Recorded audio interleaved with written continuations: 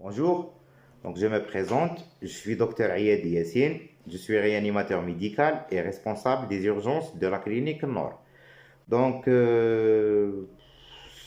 sans tarder, donc je vais commencer directement à parler sur le sujet de la gestion du Covid-19 au niveau du secteur privé et plus précisément à notre niveau à la clinique Nord.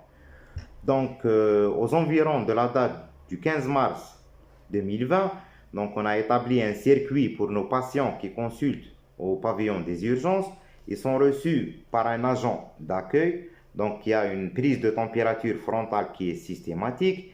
Et à l'entrée du patient, il doit mettre impérativement une bavette et il désinfecte ses mains par une solution hydroalcoolique. Donc, si le patient consulte dans le cadre d'un syndrome grippal ou bien respiratoire, il est orienté vers un box spécialisé où le médecin urgentiste fait le point. Donc, si le médecin obéit aux critères de suspicion du Covid-19, on réalise un scanner thoracique dans le cadre de dépistage. Donc, sachant bien sûr que le scanner est très spécifique pour le dépistage, donc si les images sont évocatrices du Covid, le patient sera directement orienté vers un centre de tri au niveau des différents CHU. Bon, on a envoyé pas mal de nos patients par exemple au CHU d'Al Qatar. نقول لهم يعطيكم الصحة pour leur excellent travail, car on a reçu nos malades qui étaient hospitalisés chez eux et ils sont déclarés guéris.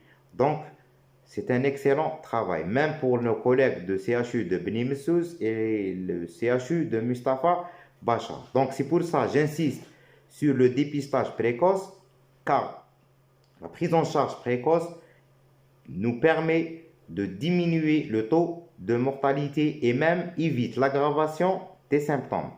Donc, je mets aussi le point également sur les tableaux atypiques. Donc, on a reçu beaucoup de malades qui étaient asymptomatiques, qui présentaient des douleurs abdominales, des myalgies, une simple asthénie. Parfois, après un interrogatoire minutieux et une bonne exploration, on finit par diagnostiquer des patients atteints du Covid-19. Bon, l'exploration se fait par le scanner thoraco-abdominopelvien. Donc, en ce qui concerne l'activité aussi chirurgicale de la clinique, donc elle se déroule avec des mesures de protection strictes. Les patients programmés bénéficient d'un scanner de dépistage avant l'intervention et même l'accès au service d'hospitalisation est strictement interdit pour toute personne étrangère, même pour les visiteurs. Donc, l'activité chirurgicale à notre niveau, elle se déroule le plus normalement du monde. Donc, pour un récapitulatif, donc, on a 3 points. Donc, les critères cliniques, nous, à notre niveau, on a constaté, il y a 3 signes qui sont vraiment chez la majorité de nos patients. Donc, c'est l'asthénie, l'anorexie et l'anosmie. Par contre, la fièvre, elle n'est pas toujours constante. Donc, elle n'est pas quasi constante, car on a vu pas mal de malades qui venaient apéritifs alors qu'ils sont atteints du Covid-19. Donc, pour les critères radiologiques, ça, c'est clair, c'est l'aspect en verre dipoli. Donc, c'est le scanner thoracique. Pour les critères biologiques, donc, là, je vais un petit peu détailler. Pourquoi? Parce que pour le simple bilan, le bilan standard, comme la formule, là où on trouve une lymphopénie, ou bien on fait une CRP positive, ou bien même une perturbation du bilan hépatique, mais parfois le bilan il est strictement normal.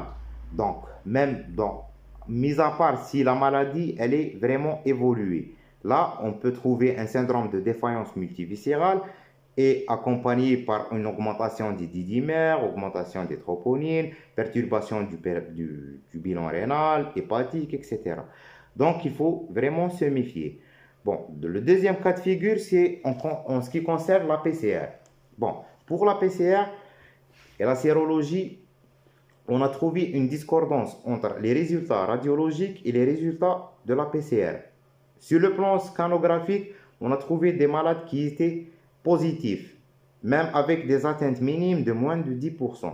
Par contre, testés par la sérologie qui était négative. Bon, à mes connaissances, Je crois que cette technique de la PCR qui a été créée en 1986, elle n'est pas faite pour le diagnostic positif.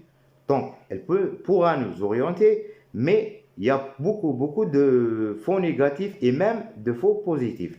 Donc, pour mes collègues, il faut vraiment se méfier. Il faut se référer beaucoup plus au scanner thoracique.